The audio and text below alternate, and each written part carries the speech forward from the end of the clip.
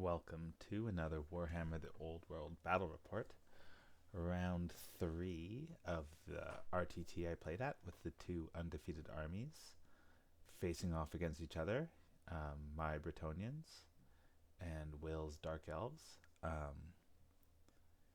Dark Elf player, I understand, is a very experienced 9th Age player who but has just started playing the Old World. The Dark Elves, interestingly, were the only faction at the event who were one of the factions that can't take their top combat character and a level 4 at sub 2,000 points. Not all the other armies did take a top combat character and a level 4, but they could have. And it's one of the things that influenced me to not take my High Elves and to try out the Bretonnians, as well as just wanting to try something a bit new. So we'll come back to this in a second, but first to go over the Dark Elf list. We have the Dreadlord on Black Dragon with Shield of Grond, so -1 to strength of the attacks hitting it. Basically it's +1 toughness. And the Pennant of Kaleth, which is a 5 up ward save, but a 4 up ward save against strength 5 or higher, which does conflict with the shield, but it's still an amazing item. Can't take them together. I think they come to 100 points though, so you can't take a magic weapon on that dragon. A sorceress at level 2 on a Dark Pegasus with the Ruby Ring and Battle Magic, and he rolled up a fireball, so he had double fireballs going. 24 Dark Elf Warriors with a War Banner and Spears, 5 Dark Riders, another 5 Dark Riders, 14 Executioners, and then 14 Blackguard with Drilled and the Ban of Harganeth, 5 Harpies, and 5 Shades. So unfortunately, I didn't do a great job taking pictures of this game. It was the end of a busy day, and we were trying to make sure that we got through all our turns. So I prayed. I seriously considered not praying and just trying to get first turn, because I did finish deploying first, and then hopefully blow the horn and pin down his flying stuff. But I decided to pray. So the Dark Elves got turn 1, and they moved, the Shade scouted here, moved up some Dark Riders to take some shots. His Drilled Blackguard moved up to get into a flying position.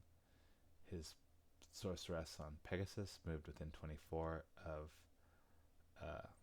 some units here. And so I didn't get deployment, but what you might notice is missing from my deployment is my Peasant Bowmen and my Knights of the Realm. So my Peasant Bowmen were right here, and my Knights of the Realm, big unit, was right here, and Elise Duchard was right here. I had not thought about it before, but started to sweat when my opponent asked me, like, oh, does your prophetess ignore panic from peasants dying? I said, I'm not sure. She doesn't have a knightly virtue, so no, she doesn't. So he then proceeded to focus 2 fireballs into the peasants, wipe them out. I checked up on the rules, and so when a unit, and then the knights don't have to roll, but she needs to roll. The Duke is here, but I failed my leadership, so she rolled higher than a 9, so she rolled a 10 or 11 or 12. In that case, when panic is caused by a unit being wiped out from shooting, the model flees away from the closest enemy unit, which was the Shades. So thankfully she didn't flee directly off the board. Instead she fled this way.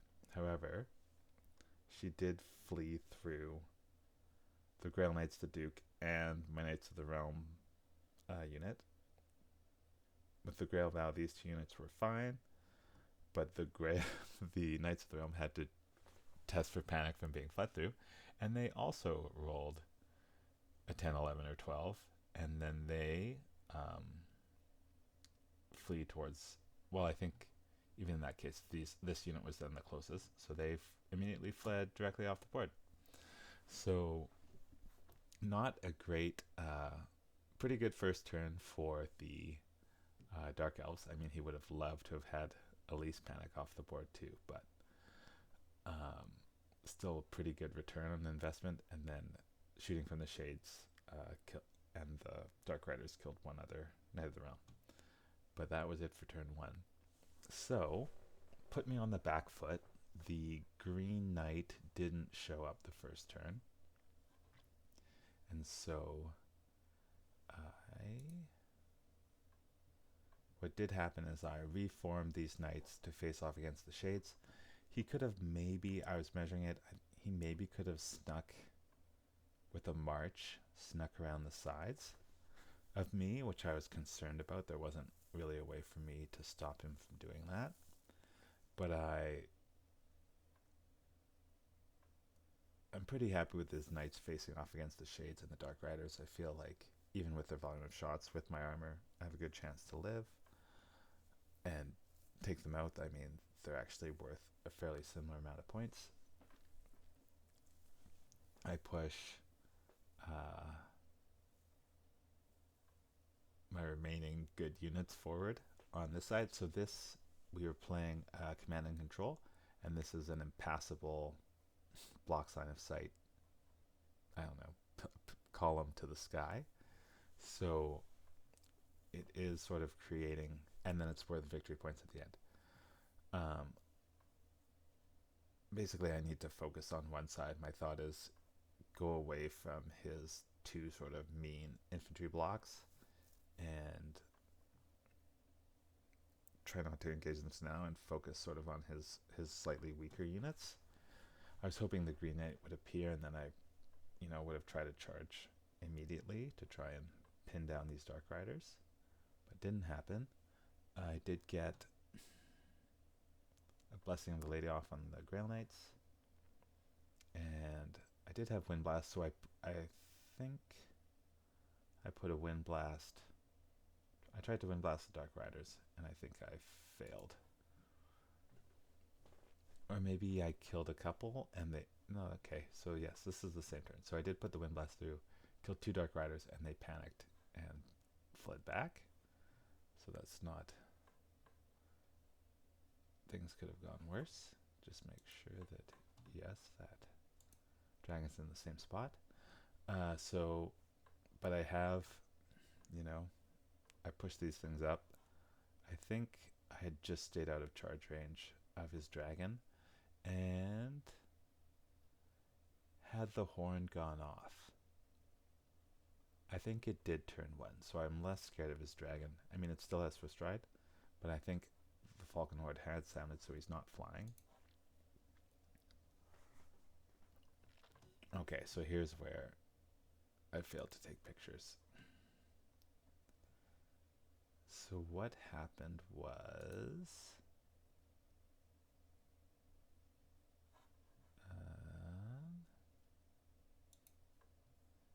his dragon sort of moved up here, or sort of came in sort of behind the pillar, but because more on this side. So, and I think new changes things that are different in the old world from 9th Age. I'm not sure he was aware that I had line of sight sort of not off the front arc of my Duke, that I could see him when he put his dragon over here. But yeah, the Dark Riders rallied and moved back forward. These units, the Harpy sort of shuffled in behind. The Blackguard moved further over. But then turn to these positions, and then this is my turn. So these Knights of the Realm charge the Shades, who stand and shoot, do maybe kill another knight, but I managed to just beat the Shades. I didn't roll great. I think the horses maybe stomped a couple to death, then he maybe did one win back, but I managed to break him and run them down, which is good. The Duke charged the dragon and completely bounced off him and took one wound back in return. So we're hitting on. We're both weapon skill 7. He has a 4-up ward, but and really, I'm looking for a killing blow. Didn't get it. I used stubborn to fall back, and he chooses not to follow up. Instead, he restrains and turns to face my units this way. Which what had happened was the Green Knight appeared in the woods. Yeah, so Green Knight appeared in the woods. The declared a charge on the Dark Riders. The Pegasus Knights declared a charge on and then the Pegasus, I guess the Pegasus and the Grail Knights declared charges on the warriors, and both units fled. The Dark Riders sort of fleeing across. And then so I moved this is one of the things where it's like, can I redirect off of the warriors onto the fleeing Dark Riders? Anyways, we sort of settled on that in their pursuit move after the warriors, that the Pegasus Knights would contact the Dark Riders. So we removed the Dark Riders, and the Pegasus Knights sort of formed up where they were when the Green Knight came forward. He got stuck there, and the Grail Knights are just sort of in a bad spot.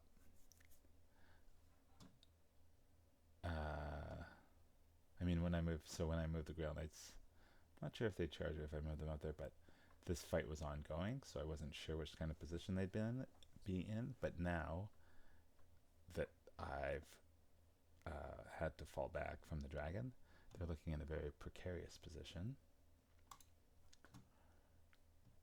But okay, so what happens is his infantry keep moving over, his Dark Riders sort of back off, and the sorceress comes over, and they're trying to focus down that knight unit that's out of the picture. The dragon charges the Pegasus Knights, who are too close to countercharge. So I challenge with the champion. The dragon eats the champion. They fall back in good order, and when it's overrun, he runs into the Green Knight, which he was sort of wondering, like, oh, if I have fly, can I not just fly over the Green Knight? My understanding is you don't fly on a pursuit move. You run into it, but if someone knows differently, please let me know in the comments. The Harpies, so I think in retrospect, him going into the Grails might have been a better option, but I think he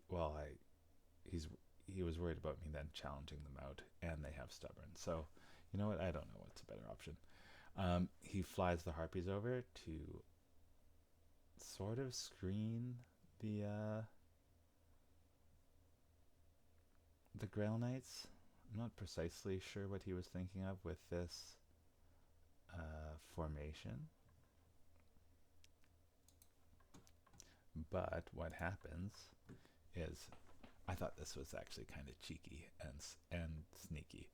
What I do is I charge the Harpies with Elise, who, as far as I know, can, and then the Grail Knights can see the dragon, and we determine they're in its flank arc, and that the Duke is in its rear arc. So Elise declares his charge. They declare a charge there. They can see the Duke goes into the rear, and the Peg Knights rallied, and they moved somewhere else. I think they moved over here. And when I do Elisa's charge first, what happens is she sucks all the harpies in over here, which frees the Grails up to make their charge into the side of the dragon. And for that, I was thinking, just gives me a big boost in combat res with their banner, their +1 from the lance, and +1 from the flank. And then the Dukes in the rear, the Green Knights in the front. I'm already high up on combat res. I strongly considered challenging with the Green Knight because he doesn't have a magic weapon, so I would just win the combat. However, I didn't have enough combat res to auto break him, so it would have been, right, because that's 10 minus that, he's 3 and he's 2, so I was at 15 and he's 8 wounds, I think, so I wouldn't double outnumber him. So instead I went with the Duke, who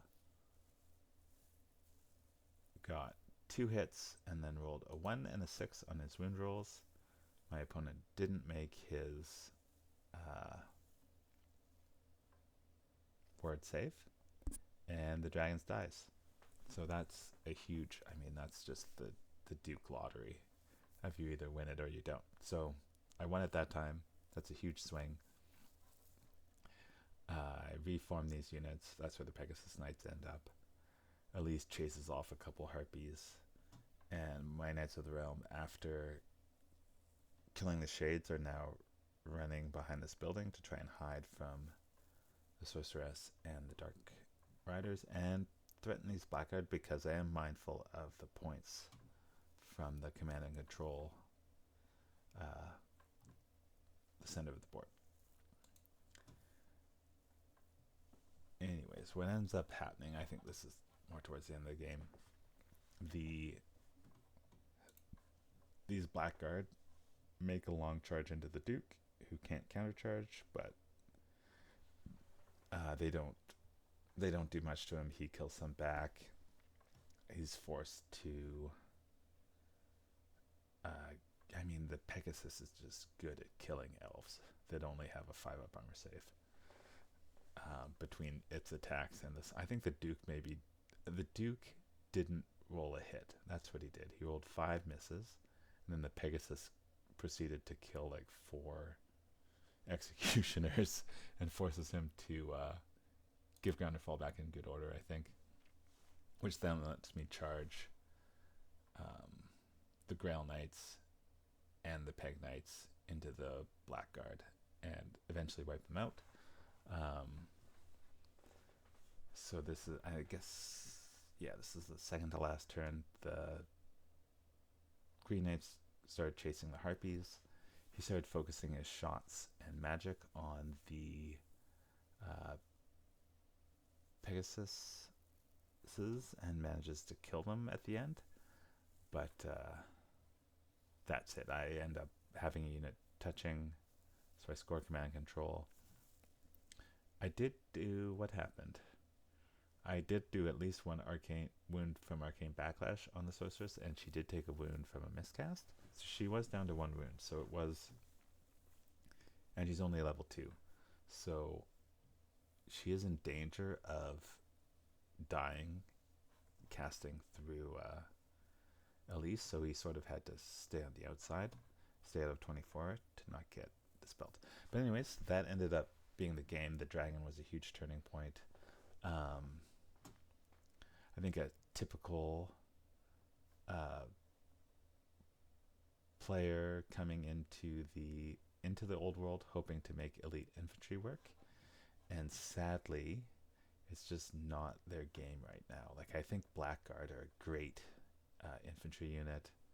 Executioners are not bad, but they just, like, this unit just never saw combat. The Executioners did, but can't outfight a Duke or a Royal Pegasus in this instance. So yeah, so I ended up winning the game, winning the little RTT, which was fun, nice to do, and yeah, great last game. Really like the Dark Elves. Sort of has me scheming on if I want to play mine. My problem is I don't have the Dark Riders, and I think they're such a good unit for the Dark Elves that it's sort of like, oh, like I'd like to have 25 of those, which is a pretty big hobby project. But yeah, thanks everyone for watching, and what I think. So Bretonia's overall, I had a fun time with them, a more fun time than I did after my first test game with the Orcs and Goblins, where I was a bit worried, but they ended up being, fun. I just don't love the Duke lottery of do you roll a 6 and pretty much win the game or not. And so I think in the future I would either take the Duke with Knightly Temper and the Ogre Blade, or perhaps more likely is play a different army. I sort of, leading into this event, after playing that first game, I had big hobby plans to like rush and try and get them painted, and then not having that much fun in that Orcs and Goblins game, I put that on hold, and I think that I probably will just transition to one of my many other armies and work on them instead. So yeah, thanks for watching. I hope people, I guess one last thing, I did there's some cool lists at this RTT. One guy ran basically all Night Goblins, did quite well. There was a Lizardman list that was fun, with a bunch of the bigger, like 2 Stegodons and a Carnosaur, and then a big Blogosaurus. What else was good? Yeah, there were yeah, it was interesting, and quite a few different players than the last little RTT we had.